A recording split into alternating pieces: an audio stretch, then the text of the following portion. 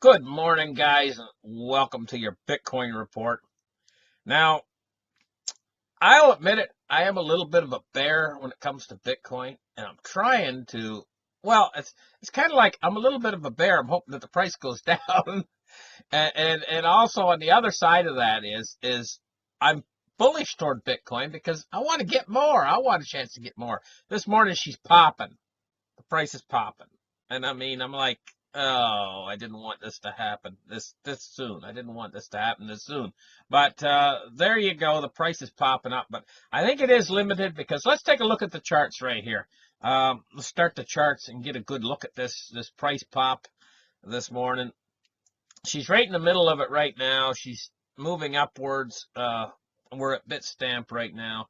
67.41 while I'm speaking right now. You can see what's been happening all morning. It's just steady trudging upwards all morning. Let's take a look at the 12-hour, which is going to put this in perspective. Now, believe it or not, this whole trudge upwards this morning is just this little titter upwards on the end here. But what do we notice? We notice in this downward bear market that we've been in, we notice a descending wave pattern, and the waves are getting smaller and smaller and smaller. Here's the first wave's way up here, and the second wave, third wave, fourth wave, fifth wave, and now this small little wave here on the end. Well, it's almost like a countdown, guys, with these descending waves. 10, 9, 8, 7, 6, as these waves descend down smaller and smaller to a tighter and tighter spot until it's almost like a countdown to when the Bitcoin's getting ready to take off and blast off. This little last wave that's being made is probably going to settle back down again. The price, we're probably going to see the price come down close to well, maybe back down to 6,200 or something like that. Because if we take a look here, we got a really solid floor under all of this. These waves are not descending below this floor, which is around $6,000, right around $6,000. It's almost like it comes down, touches the floor, and it goes, ouch, ouch. It's like burning hot floor. It jumps up off the floor again. It just won't go through that. It seems like it won't go through that. I'm starting to think now it might not ever go through that floor. So next time I see it get down near that floor again, I think we're going to see this again. I think we're going to see it come back down to maybe 6,200 or something. It might be one of our last buying opportunities in this. Now, there might come a deflation later, but there might not. But one thing is for certain. Eventually, cryptocurrencies, all of them, or not all of them, because some of them are going to die, you know, like coin number 655 or whatever. I mean, it's not guaranteed that those coins that are not in the top 6 coins are going to make it. And even the top 6 coins might get shuffled around a little bit, you know. Bitcoin itself could actually get shuffled around a little bit. Ripple or some other coin could actually fight Bitcoin for the number 1 position. But the thing is these top cryptocurrencies are eventually going to be absorbing all of the world's wealth. And I see the potential for the top cryptocurrencies to do 1,000 times. The potential is there for them to do 1,000 times. What that means is for every dollar you invest, you make $1,000. So you invest $1,000, you make, you make $1 million. It's that sort of a thing. That's what the potential there is in all of this.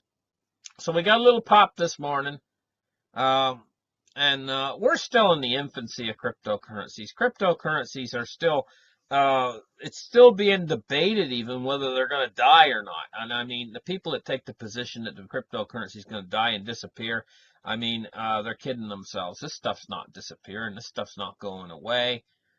This stuff's here to stay, and it's only going to grow in its use because it's better. than what we got now.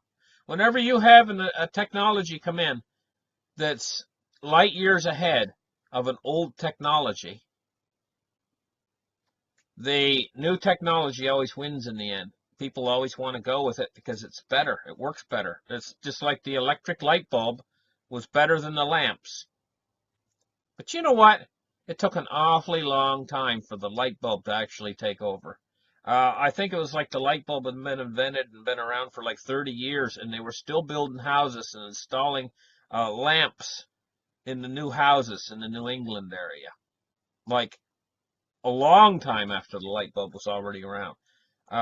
And so this is the way with new technology. It takes a while for it to be implemented. Let's take a look at coin market capital today. Coin market cap, we see all the coins starting to pop. We see Bitcoin is up. Well, you know what? It gained $21 billion overnight. That's how quick cryptocurrency can move. $21 billion market capital it gained just since yesterday, since we were talking yesterday. Gained $21 billion worth of market capital. That's a sign to me that this little pop that's going on right now is a serious one, you know. The fact that all the altcoins are starting to move along with Bitcoin. That's why Bitcoin dominance has fell back to 52.5%. Some of these altcoins, especially XRP, the charge is being led by XRP at 47.17% up. I think we're going to see XRP fall back. That's what I think we're going to see. But one of these times, XRP is going to charge ahead, and it ain't going to fall back anymore, you know? So when we see this fall back in XRP, and if it comes back down into the 40 cents, I'm going to get me some XRP. I'm just telling you right straight up front, guys. I've never bought XRP before. I hate XRP. I hate it. I hate the stuff. But I am not one of these guys that's so stubborn in my ways that I'm going to say, hey, you know what? I'm never buying XRP. I'm going to buy some. I'm going to buy some. I don't care. Because I see the potential in this stuff, and I don't want to get left out, you know? Serious. I mean, I've always hated XRP because I see it as a banker coin or whatever and controlled, but no, I'm buying some. As soon as it falls back into the 40-cent range, even 49, falls back to 49 cents, I'm getting myself a few. So, there's a little development here I just want to talk about. It's not in the cryptocurrency space, but just want to talk about it real quick on both of my channels. China is urging the United States to withdraw sanctions or face consequences. Chinese military made a purchase from Russia, and the United States has imposed punitive sanctions on a Chinese purchase from the Russian military. I guess the Chinese can't believe that that's happening. They're like a little bit stunned by it, but they also feel indignated. Which that feeling like that it's they feel like, I guess it's no business of the United States to put a tax on something that we're buying from Russia. Because what has that got to do with America? This is the way they feel, I suppose. And that indignation that they feel it's not justified or anything else. It could cause it to have more of a negative effect on the Chinese than any of the sanctions imposed up till now. Even though this might not be as big, still it's kind of like the Chinese feel indignated about it. The way the Chinese feel about it. This could really, I mean, push China over the edge. I mean, they're urging the United States to withdraw these sanctions or face consequences. They're not naming the consequences. The consequences are just consequences. But we're going to have to wait and see what happens here. I don't think the United States is going to back down. Once the United States decides to do something, they always follow through. This has been the way. It says on Thursday, the United States Department said Chinese purchases of Su-35 aircraft and S-400 surface-to-air missiles breached United States sanctions law targeting Russia over its alleged meddling in the 2016 U.S. elections and actions. It says Beijing on Friday warned of consequences for Washington if it does not cancel those sanctions. The Chinese side expressed strong indignation over the above-mentioned unreasonable practices of the United States side.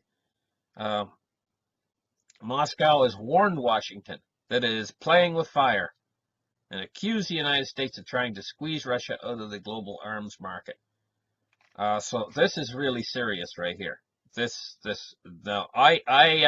can see something that's serious. These other sanctions on the $200 billion of goods, China was kind of trying to lump it. They didn't like it, but they were lumping it, and they were. But this is going to really upset the apple cart right here. So listen, thank you guys for listening. Like and subscribe, and we'll catch you in the next show.